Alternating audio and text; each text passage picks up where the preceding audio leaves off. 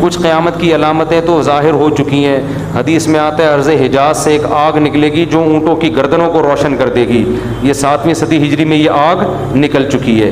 تقریباً محدثین کا اتفاق ہے 700 سال پہلے 7ویں صدی ہجری میں آگ نکلی تھی بہت بڑے پیمانے پر عرض حجاز میں.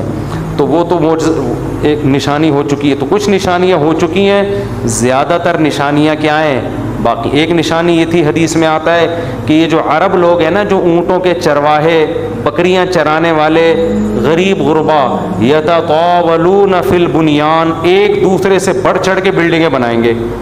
تو عرب میں جو اونٹ چرانے والے, جو ان میں جو کرپٹ لوگ ہوتے تھے, وہ تو حاجیوں کو لوٹ کے گزارا کرتے تھے.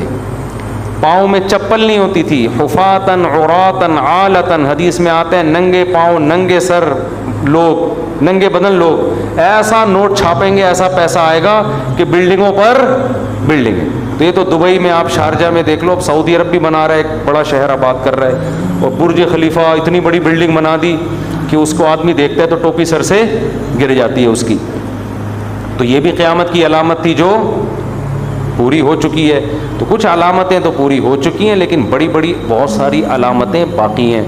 تو جن میں ایک بڑی علامت ہے, سب سے بڑی علامت دجال کا ظہور ہے, حضرت عیسیٰ کا آنا ہے, امام مہدی کا آنا ہے, یاجوج ماجوج کا نکلنا ہے, سورج کا مغرب سے نکلنا ہے. بات آ گئی ہے. تو ایک دلچسپ بات کیا ہے, آپ نے قیامت کی پہلی علامت بتائی کہ باندی اپنے آقا کو جنے گی.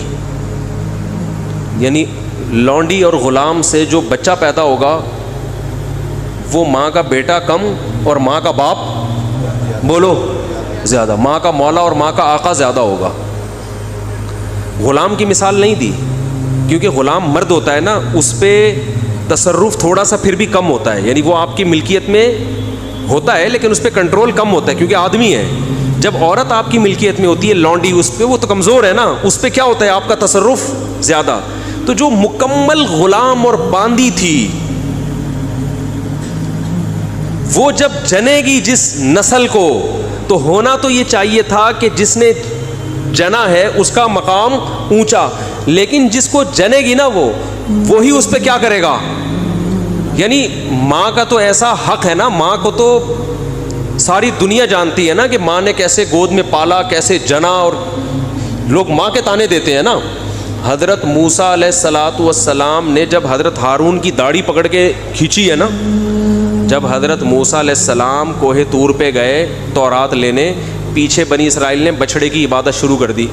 ہارون علیہ السلام کو نگران بنا کے گئے تھے کہ ذرا ان کی حفاظت کرنا, بڑے نالائق لوگ ہیں, دائیں بائیں نہ ہو جائیں.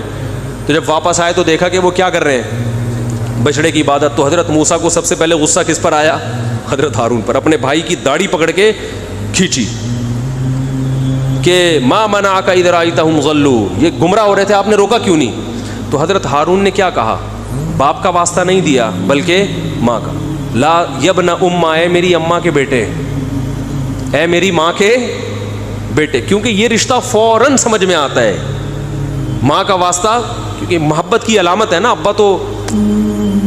ابا جو ہے نا وہ تربیت کے لیے اللہ نے بنایا ہے, وہ محبت واپس زیادہ ابا سے امیدیں نہیں لگایا کریں. ابا کی ایک الگ ویلیو ہے, محبت بہت زیادہ کرتے ہیں ابا, لیکن وہ جتلاتے نہیں ہیں. وہ کہہ رہے ہیں تمیز سے زیادہ لاڈ پیار دکھاؤ گے نا, ابا یہ ہو گیا تمیز سے بیٹھ وہاں جا کے آرام سے, ٹھیک ہے نا, جو بات ہے ادب تمیز. ماؤں کو زیادہ ادب تمیز نہیں, ماؤں کو لاڈ چاہیے ہوتے ہیں.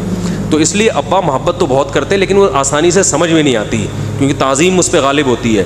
اماں کی محبت 2 منٹ میں سمجھ میں آ جاتی ہے. تو جب بھی واسطہ دیا جاتا ہے کس کا, اماں کا. تو حضرت ہارون بھی واسطہ کس کا دے رہے ہیں کہ بھائی ایک ہی ماں کے ہم دونوں اولاد ہیں, آپ اتنی سختی تو نہ کریں نا, ماں کا واسطہ دے رہا ہوں آپ کو, یبن اماں, اے میری اماں کے بیٹے.